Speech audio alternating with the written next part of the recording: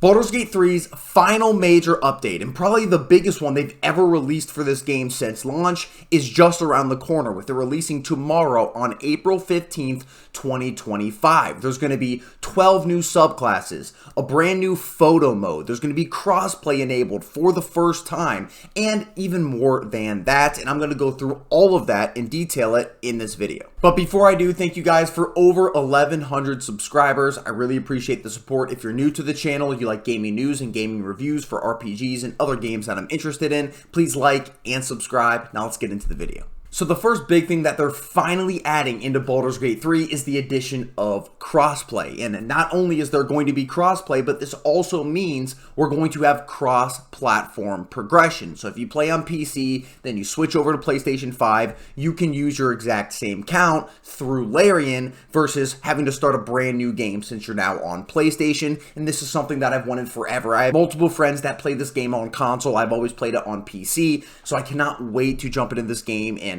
play an entire new campaign with my friends. The next big thing that they're adding here, which I know a lot of people wanted, myself included, is the addition of a photo mode in the game. And this is going to be very big for those Shadowheart, Astarian lovers, etc. But regardless, you're going to have camera settings here where you can choose which character you want it to mainly focus on. You'll have lens settings where you can change things like the field of view, the exposure, the depth of field, and the focus. You'll have scene settings where you can choose which character you actually want to see within the photo mode. On top of this, there's going to be 40 different animated and static poses, which are all going to have different variants as well. And lastly, you're going to have post-processing effects that are going to have different frames. You're going to have things like stickers, for example, which there's over 300 of. And then you'll be able to color grade your picture as well with things like contrast, saturation, highlights, brightness, etc. So this is definitely a full-fledged photo mode, not just a screenshot simulator, and I'm very excited to see what people can kind of create with this. But while these two things are great, it pales in comparison to the main purpose of this update, which is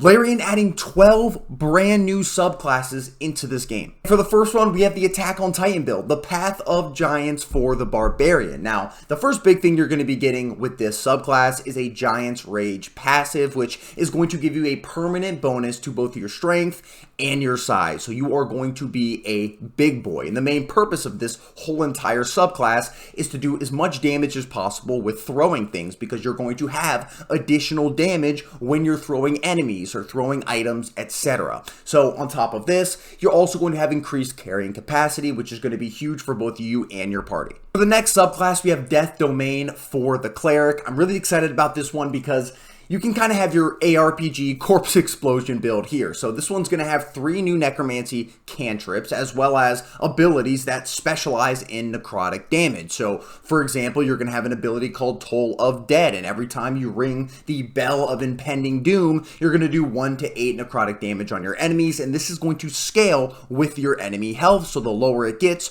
the more damage it's actually going to do. Now, on top of this, like I mentioned, you're going to have Corpse Explosion. Thank God, I love it. Next, we have the Circle of Stars for the Druid, and this one's really cool because not only is it going to change up your aesthetic, but it's also going to offer you 3 distinct playstyles. So the main purpose here is to choose from 3 different starry forms, each of these having, like I mentioned, a different playstyle associated with them. The first one is going to be the Archer, and this one's going to be doing radiant damage with astral arrows. The next is going to be the Chalice, which is main purpose is just going to be restoring health points to allies. And then for the third one, you have the Dragon, which is going to, every time you deal damage, give you a bonus to your Constitution rolls, so you have that damage healer and tank kind of playstyles there within the Circle of Stars subclass. And again, on top of that, these 3 are going to all have distinct aesthetics associated with them. Moving on, we have the Oath of Crown for the Paladin, which I think is probably going to make them one of the best supporting tanks in the entire game. First, you're going to have an ability called Righteous Clarity, which is going to taunt enemies using interrupts, which are going to be very good. And then you're also going to have an ability called Divine Allegiance, which anytime your ally gets attacked, you're going to absorb that damage while also healing them. So you're going to keep them alive by not only getting hit, but also healing up any missing hit points that they have. I have a feeling if you build your character the right way, this one's going to be pretty insane. Now moving on here, we have the Arcane Archer for the fighter. That's going to make them more of a ranged class and more of a support class than they obviously were previously. The first thing you're going to be getting here is brand new shooting animation, so you're going to be getting new aesthetics than we've seen before in Baldur's Gate 3. You're also going to be able to remove enemies from the battlefield for a turn, which is going to be very useful, as well as potentially blinding enemies with psychic damage, if they obviously cannot pass that wisdom saving throw. Now moving on, we have the one I am far and away the absolute most excited for, and that is the Drunken Master for the Monk. The whole purpose here is to go around the world and in your inventory, just collect as much alcohol as possible and consume it either straight off the ground or from your inventory to restore your ki, which obviously you're going to use in combat. Your main ability here is going to be Intoxicating Strike, which is basically sharing a bottle with your enemies and getting them as drunk as possible, which is going to increase your armor class and also your chance to hit these drunk enemies. On top of this, you're going to have an ability called Sober Realization, which is going to sober up those enemies that you get drunk, dealing both physical and psychic damage. I've already talked to my friends. We're running a full campaign, all 4 Drunken Masters while we're drinking in real life, and we're just going to go through the game, drink as much as possible, and pop off, and I cannot wait. We're now moving on to the Swarmkeeper for the Ranger, and I have a feeling this one is going to be absolutely insane because it's a very good mix between a damage dealer as well as a supporting Ranger that also has a ton of movement capabilities. So you're going to basically have 3 different swarms to play and pick from. The first is going to be a cloud of jellyfish, which is going to do lightning damage and the potential to shock the enemies. You're then going to have the flurry of moths, which is going to do psychic damage with the potential to blind enemies. And then last but not least, you're going to have the Legion of Bees, which is going to do piercing damage and also have the potential to knock back enemies 15 feet. Now on top of this, all of these swarms are also going to provide you with teleportation abilities. So, like I said, you're going to have insane movement and insane support while also dealing damage.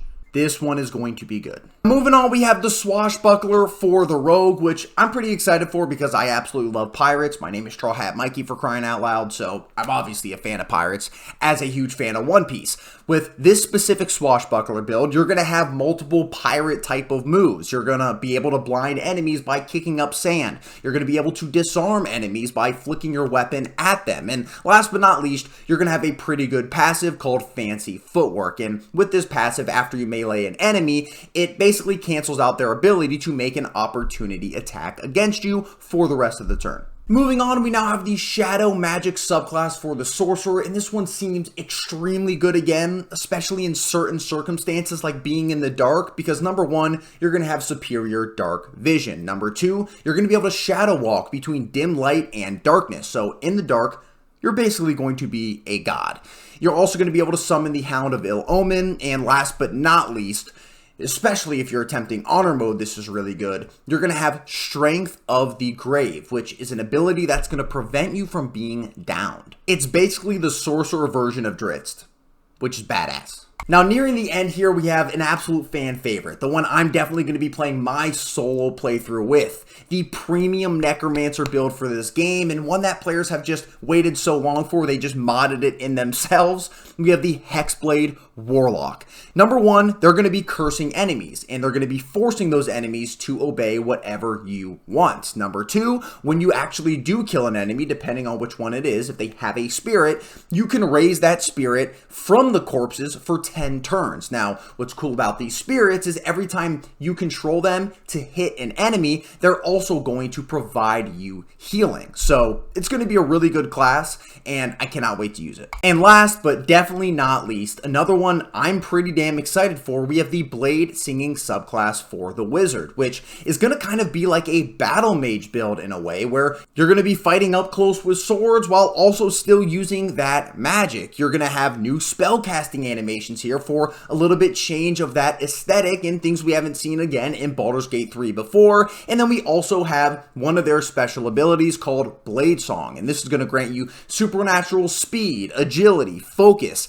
and a bonus to any constitution saving throws. So I think they're going to be relatively good. I just love battle mages in any game, so I'm really excited to play one in this one. And that wraps it up for all of the new information we have with the subclasses and the other additions for the biggest and the final update for Baldur's Gate 3, which is a little bit of a bittersweet moment. Larian's going to be moving on to other IPs, away from Dungeons & Dragons. I can't wait to see what they do next. They've never made a bad game, but it is a little bit sad that Baldur's Gate 4 already isn't in the pipeline. Now, they will still be adding some mod support and tools for modders, so they're still going to be doing that for the game, but aside from that, probably only a little bit of small bug fixes here and there for whatever happens within this new update that comes out. I would love to hear down below in the comments what subclasses you guys think are the most exciting if you're going to be replaying this game. What subclass are you going to be rocking with in that playthrough? And are you excited for the photo mode? Are you excited for them finally adding cross-gen as well as cross-gen progression? And what do you think Larian's new games are going to look like now that they're finally moving away from Baldur's Gate 3?